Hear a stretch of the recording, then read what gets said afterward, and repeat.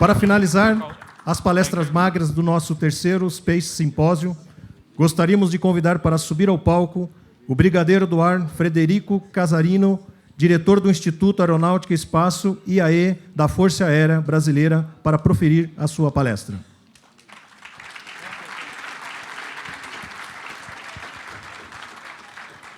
Brigadeiro do Ar Frederico Casarino é um oficial da Força Aérea Brasileira com uma vasta experiência em aviação e liderança. Desde sua formação na Academia da Força Aérea, passando por diversos cursos operacionais e de comando, Casarino acumulou mais de 2.300 horas de voo, destacando-se principalmente na aviação de caça. Ao longo de sua carreira, ocupou cargos de liderança em várias unidades e participou de exercícios internacionais de destaque. Suas condecorações incluem medalha de mérito e menções de destaque operacional. Ok. Seja muito bem-vindo. Bom dia a todos. Em primeiro lugar, prestar a minha deferência ao Brigadeiro Xeregati. A carreira do senhor me inspirou muito. Pessoas inspiram outras e o senhor fez parte dessa inspiração na minha carreira. Muito obrigado.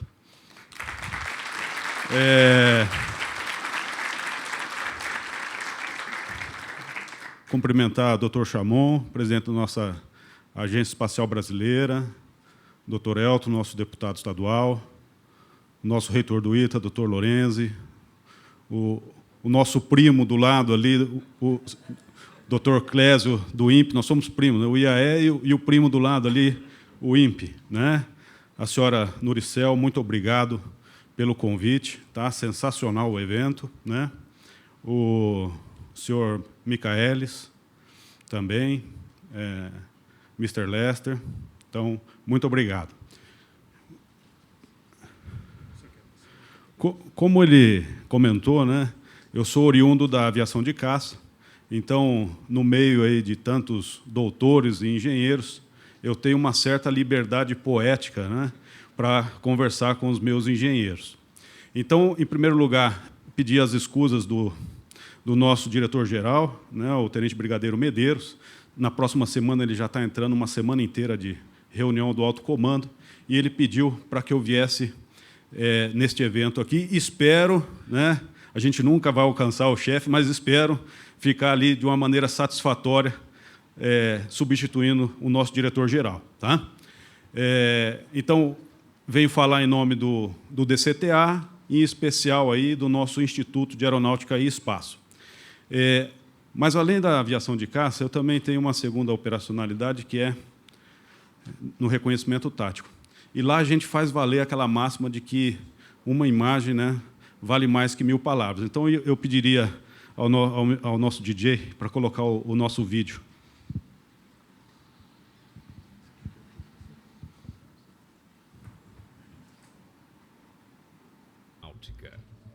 Espaço, defesa, Brasil. São essas 4 palavras que sintetizam a missão do Instituto de Aeronáutica e Espaço.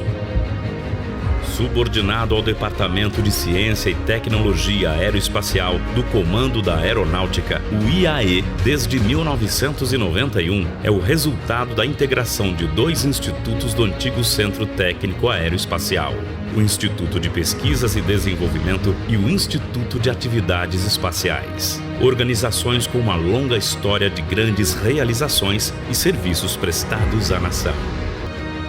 O IPD foi responsável pelo desenvolvimento do primeiro avião brasileiro, o Bandeirante, projeto IPD 6504, ponto de partida para o grande sucesso da indústria aeronáutica brasileira em todo o mundo. O pioneirismo do IPD na pesquisa de combustíveis alternativos viabilizou, na década de 70, o desenvolvimento do motor a álcool, atenuando os efeitos da crise do petróleo que se instaurava naquela época.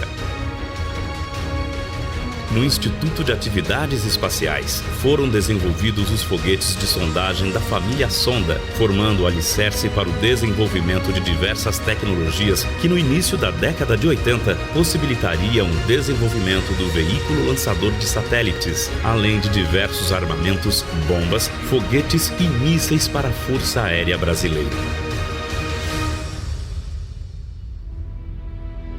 Hoje, o Instituto de Aeronáutica e Espaço atua em pesquisa aplicada e desenvolvimento de tecnologias e sistemas aeronáuticos, espaciais e de defesa, atendendo às demandas da sociedade brasileira por meio do Ministério da Defesa, via Comando da Aeronáutica, e do Ministério da Ciência, Tecnologia e Inovação, via Agência Espacial Brasileira.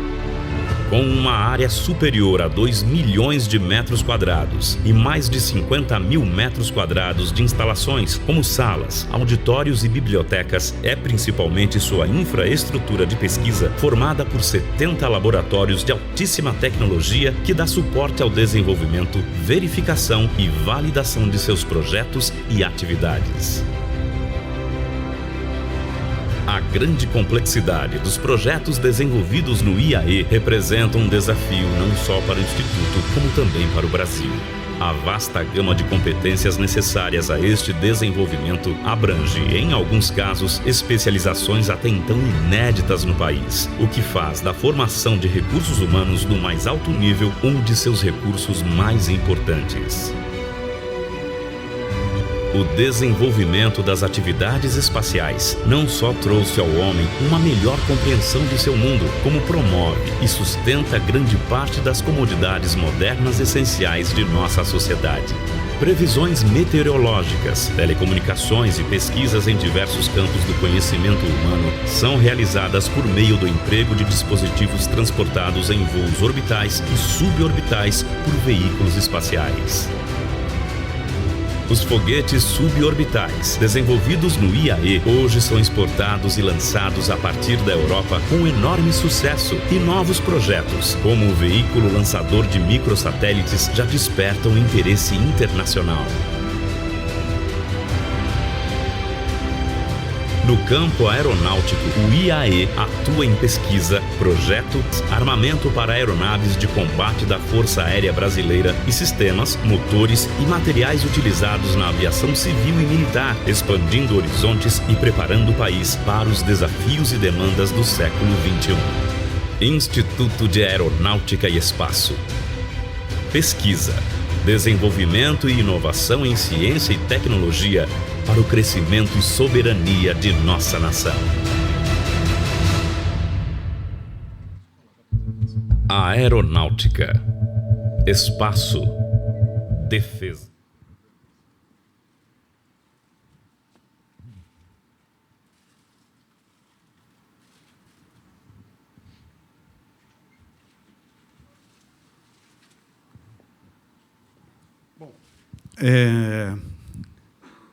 O DCTA,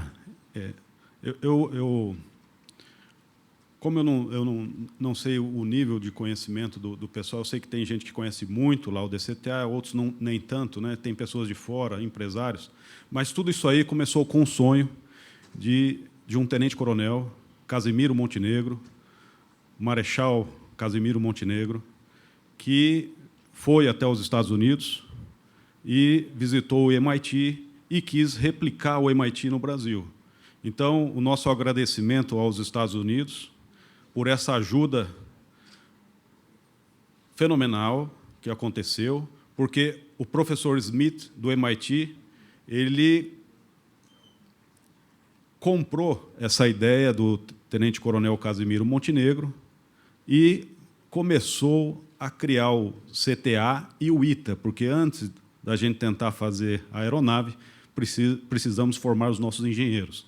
Então, o ITA, liderado aí pelo nosso reitor, professor Lorenzi, foi o responsável, né, pela formação dos nossos recursos humanos. Então, tudo começou com o ITA, né, tentando imitar o MIT, com a ajuda do professor Smith, e São José dos Campos só é o que é hoje, graças a Casimiro Montenegro, que esse ano completa 120 anos do seu nascimento. E aí vem o irmão, né, do meio, que é o IAE. O irmão do meio sempre é briguento, né? O irmão do meio quer disputar, porque tem um irmão mais velho, né? Então, o ITA, os alunos do ITA precisavam colocar em prática as suas ideias. Então, precisava-se construir um instituto, que foi o IPD, né? O Instituto de Pesquisa e Desenvolvimento. Eu coloquei a nossa missão aqui principalmente para os empresários, que é importante destacar, que é realizar o IAE, pesquisa, desenvolvimento e gerenciamento de projetos, serviços tecnológicos nos campos aeronáutico de acesso ao espaço de defesa, contribuindo com o desenvolvimento de soluções técnicos científicos no campo aeroespacial. Por que eu falo isso? Porque, por vezes, aparecem bons empresários com bons projetos, mas estão fora desse foco, que é aeronáutica, espaço ou defesa. Se aquele projeto pode virar um spin-off para a área civil, aí sim nós podemos trabalhar, mas ele precisa ser da área de defesa, da área aeronáutica ou de defesa. Tá? Então, meu objetivo é conhecer as principais características do nosso Instituto de Aeronáutica e Espaço. Vou falar um pouquinho, nesse sumário, na nossa organização, alguma coisa sobre os veículos lançadores, foguetes suborbitais, alguns projetos em desenvolvimento na área de espaço e algumas das nossas infraestruturas e competências. Bom, então, assim, tudo começou lá no nosso IPD. O IAE descende diretamente do IPD, onde os alunos do ITA começaram a colocar em prática seus conhecimentos, que gerou, em 1968, o nosso bandeirante, o projeto IPD 6504. É importante dizer isso, porque muita gente boa não sabe ou se confunde. A Embraer nasceu do IPD, ou seja, do IAE. O bandeirante é um projeto do IAE, que era o IPD. Não é? Depois foi criado um outro instituto, o Instituto de Atividades Espaciais, e, um tempo depois, se uniu no IAE que nós conhecemos hoje, a área de espaço, aeronáutica e de defesa. Não é? Antes de se pensar nessa questão do carbono, o nosso IAE estava resolvendo um problema para o nosso país. Devido à crise do petróleo, quem tem carro flex aqui, agradeça ao IAE. Nosso projeto VLS, nós tivemos 3 tentativas de lançamento. Era um foguete de quase 50 toneladas, 49,2 toneladas, 19,4 metros, feito em aço 300M, um monstro. No primeiro lançamento, falhou o motor alfa, mas ele saiu torto, mas saiu, e nós tivemos que autodestruir. No segundo lançamento, em 99, houve uma falha no segundo estágio. Nós tivemos também que ignitar. E, no dia 22 de agosto de 2003, às 13h26, 21 cientistas do IAE morreram. Então, eu posso dizer para os senhores hoje que o nosso instituto tem um compromisso com o Brasil e com esses 21 que faleceram, de colocar um satélite em órbita, feito pelos nossos primos ali do INPE, brasileiro, com o nosso foguete.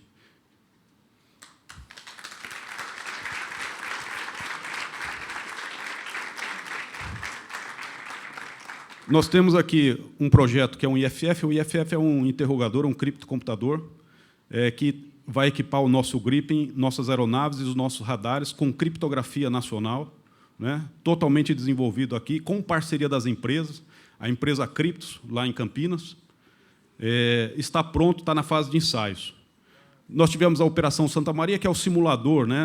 Os nossos técnicos e engenheiros precisam ir lá em Alcântara e começar, com um mockup, a treinar os procedimentos do voo real. Então, é como se diz assim, o piloto tem o simulador dele e os nossos engenheiros têm o simulador deles, que é nessa prática. Então, já fizemos o primeiro tiro em banco do nosso motor S-50, Operação Cruzeiro, em que o nosso veículo suborbital auxiliou no nosso projeto hipersônico, do nosso outro irmão mais novo, que é o Instituto de Estudos Avançados. Operação Santa Maria, outra para treinamento. E na Operação Santa Branca foi essa que o nosso doutor Chamon comentou, que foi o lançamento de um veículo suborbital 100% nacional. Tá? E a Operação Astrolab, que eu vou comentar mais adiante. Isso é um resumo, tá? Porque nós temos outros projetos, nós temos umas 3 folhas frente e verso de patentes, projetos, incluindo tintas que absorvem radares, blindagens e por aí vai. O nosso organograma é só para dizer, falou aqui das mulheres, E eu posso dizer que a nossa subdiretoria técnica, onde estão, aliás, a de engenharia, onde estão todas as divisões mais importantes do IAE, é liderada pela tenente-coronel Cristiane, engenheira formada 01 do ITA. E nós trabalhamos dessa forma. A subdiretoria de projetos, ela lidera as necessidades dentro do nosso instituto, com as diversas outras divisões em apoio aos nossos projetos. Ela faz esse gerenciamento. Foi comentado também, só massificando, e a política espacial brasileira, como é que ela funciona? Então, nós temos aqui o nosso Ministério da Ciência e Tecnologia, que, através da liderança da nossa Agência Espacial Brasileira, define o nosso Programa Nacional de Atividades Espaciais. E o IAE se inclui aqui. Por sua vez, o Ministério da Defesa, por meio da liderança da Força Aérea, estabelece o Programa Estratégico de Sistemas Espaciais, o PESE. A soma do PENAI com o PESE forma a política espacial brasileira.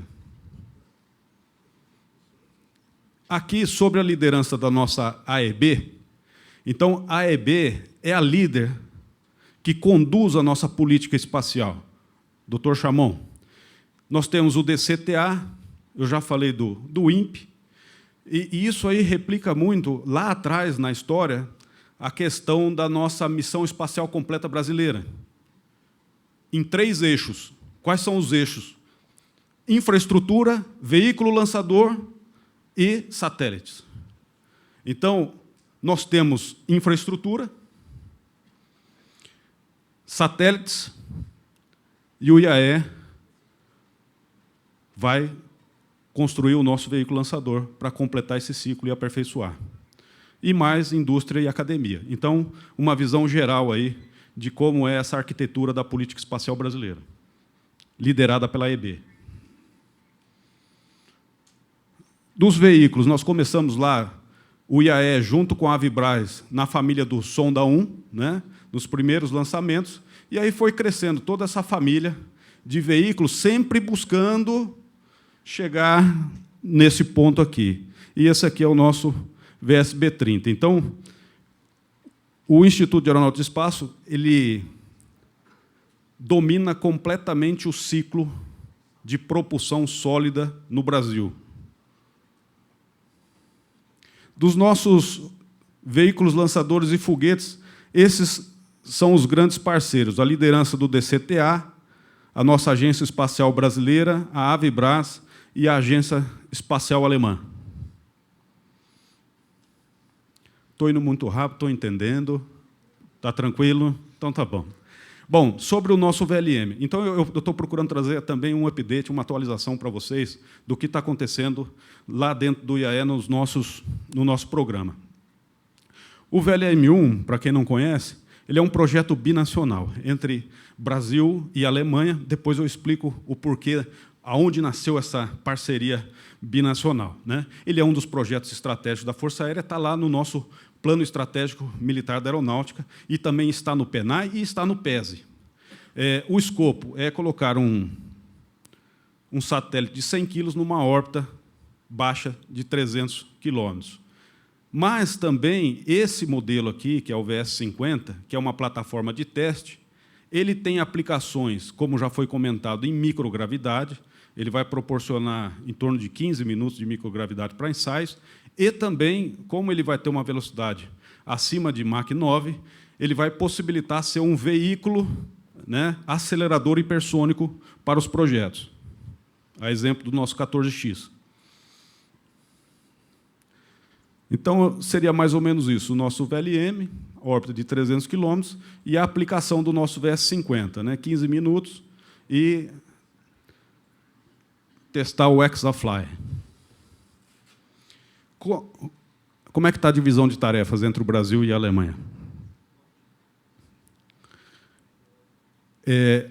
Nós trabalhamos com a indústria, então, assim, a parte do motor, que é diferente lá do aço 300M do nosso VLS, ele é bobinado em fibra de carbono.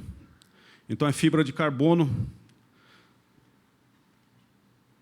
Isso aqui está com a Avibraz. Para o segundo tiro em banco, o motor está pronto, ele está na fase de a queima dos 26 motores testes, que corresponde às bateladas de propelente, e a gente precisa queimar cada batelada para que isso aí, digamos assim, esteja correto o propelente dentro do motor, né? Estamos nessa fase, pretendemos fazer esse tiro em banco até o final de julho, início de agosto. A parte da tubeira móvel com os atuadores com os alemães, o adaptador interestágio. Esse motor S44 é um motor 1x1, ele é bobinado pela empresa Scenic, em fibra de carbono também, de 1 tonelada, que é o estágio satelizador e futuramente substituído pela propulsão líquida. E a coifa? A carga útil vai ser o nosso Cisnav, que é um inercial nacional, e nós temos também a preparação nuclear. Então, as responsabilidades de cada um. Isso aqui... Deixa eu voltar um pouquinho. Para que os senhores entendam, porque, às vezes, quem não tem noção do programa espacial fala assim, por que atrasou isso? Por que...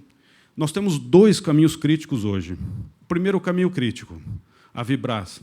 O pessoal de São José dos Campos acompanha a situação da empresa, né? Existem 12 funcionários só autorizados a trabalhar na empresa. Foram os 12 funcionários que nós negociamos com o sindicato para que pudessem estar lá trabalhando para o nosso projeto, para não atrasar ainda mais.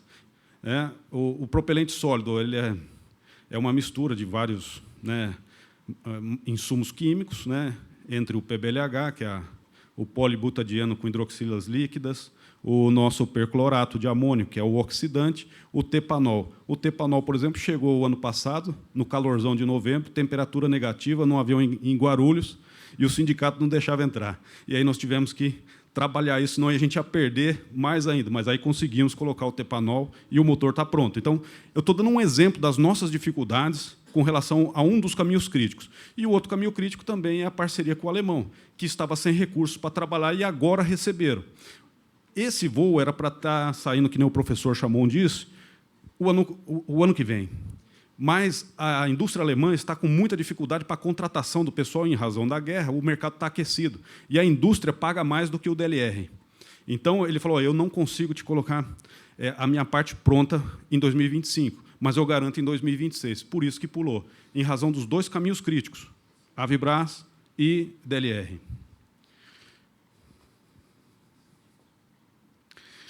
Então, essa daqui é a perspectiva que nós estamos buscando em razão dos caminhos críticos. A parte brasileira está pronta.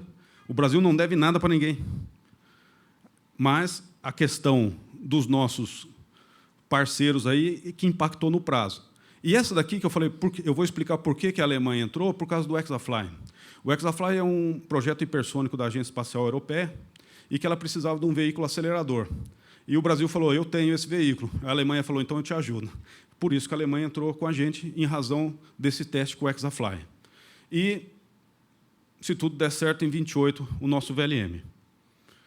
Aqui, um pouco do treinamento do nosso pessoal. Então, imagina, esse motor carregado na Vibras entrando numa aeronave 100% nacional. E aí, toda a medição, porque se o piloto faz um pouso muito brusco lá em Alcântara, pode fragilizar o propelente, criar uma trinca, uma bolha, e, né, aumentar o risco nosso. Então, ele foi todo, digamos assim, monitorado até chegar em Alcântara, para ver se dá certo, qual que é o G que ele recebe durante um pouso no KC-390, etc. Por isso, do nosso treinamento. E aqui, a nossa plataforma, né, a torre móvel de integração, com o mockup do nosso VS-50.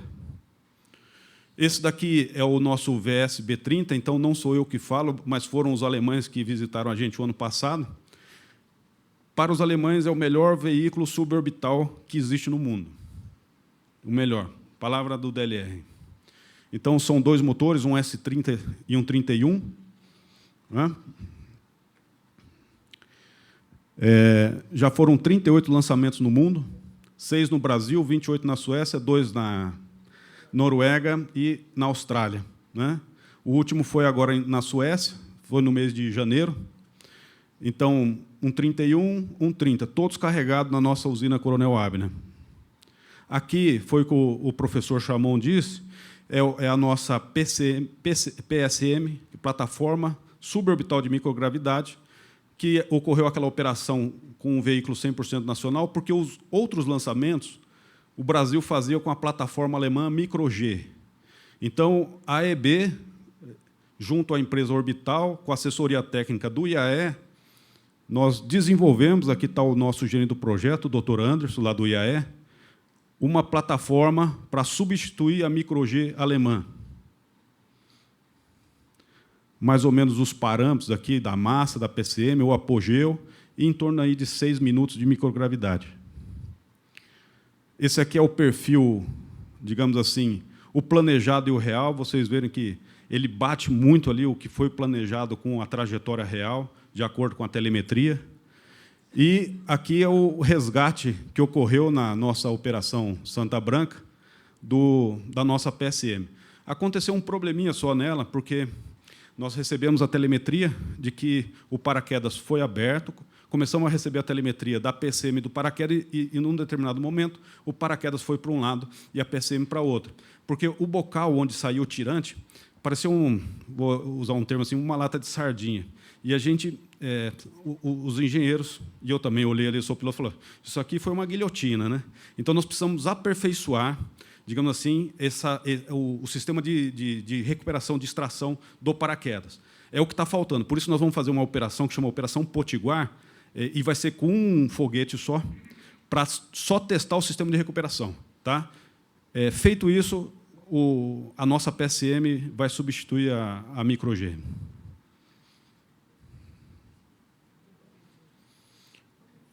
Projetos em desenvolvimento. Nós temos a propulsão líquida, o L25. Nós vamos pegar a expertise do projeto do L75, que não foi até o fim. E aqui, desde 2019, que a gente não testava esse laboratório, isso aqui foi um teste no final do ano passado. É só para dizer que o Instituto está ativo e está tentando resolver os problemas do Brasil e precisa da ajuda da nossa indústria também. Tá?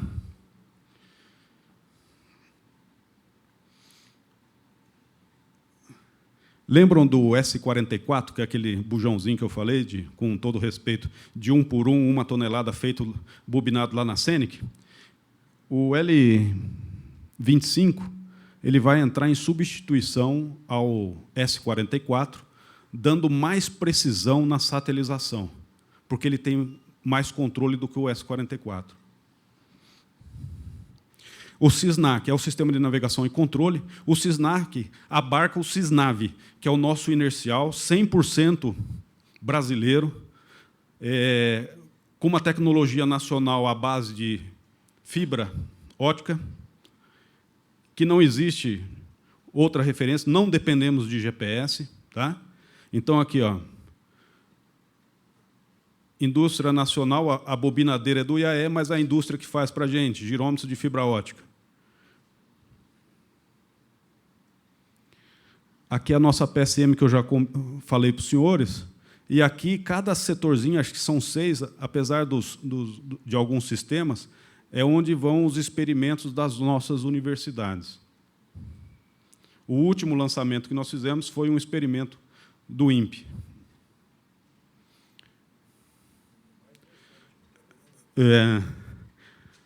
Aqui, outros, que é para a área espacial também. Pela primeira vez no Brasil foi produzido Mach de nióbio, pela equipe do professor Dr. Emerson. Ele estava na Sérvia, em Belgrado, no final do ano, e depois em Portugal, e está trazendo também o pessoal da Sérvia e dos Estados Unidos para nos ajudar nisso. O IAE produziu pela primeira vez no Brasil Mach de nióbio. Eu falei, professor, para que serve isso aí? Você vai colocar seu celular lá para carregar em 30 segundos, ele vai durar mais de um mês, para isso que serve. Todo mundo vai gostar. É para resolver o problema, não só da mobilidade aérea do futuro, como também baterias para celulares, baterias para... E pode virar, logicamente, um spin-off para outras coisas, mas é para celular, para satélite, para foguete. Né? Então, com todo respeito, a Unicamp tentou, não conseguiu, a USP tentou, não conseguiu, mas o IAE conseguiu, e somente 2 países, segundo o professor, conseguiram produzir Mach de nióbio, Estados Unidos e China. E agora o Brasil. Isso aqui é o laboratório do professor Emerson, então é o mesmo projeto, só que de infraestrutura. Nós estamos para finalizar o laboratório lá com a Glovebox, para poder dar continuidade nesse desenvolvimento. talvez agora no final de abril, início de maio. O Tita Mais é um outro projeto para que a gente possa... Hoje o Brasil está fazendo a usinagem de titânio como na década de 40. Então, isso aí é um novo tipo de usinagem de titânio, a partir do pó do titânio, em que a gente vai poder fazer uma peça num formato mais adequado, minúsculo, para colocar, seja em um foguete, numa peça de trem de pouso, ou seja, numa culatra de uma arma. Nossa infraestrutura foi mostrada no filme, mais de 70 laboratórios, 266 instalações. Esse aqui é o nosso túnel de vento, que por tanto tempo aí, né, e continua ativo. Laboratórios de vibração, ensaio de aceleração, estruturais. Aí nós temos acústico, climático, vibração, preparação e outros. A nossa usina Coronel Abner.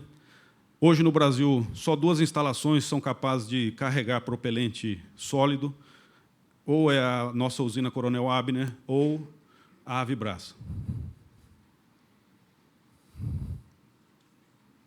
Aqui, os nossos maceradores, né, fazendo a preparação, o nosso fosso de carregamento, depois de sacado o mandril em estrela, e o nosso tiro em banco, primeiro tiro em banco, do S-50. Pessoal, era isso.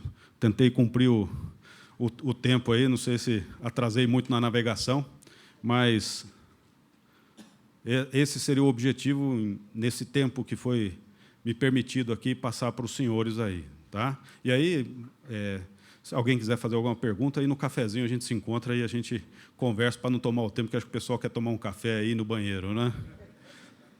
Muito obrigado.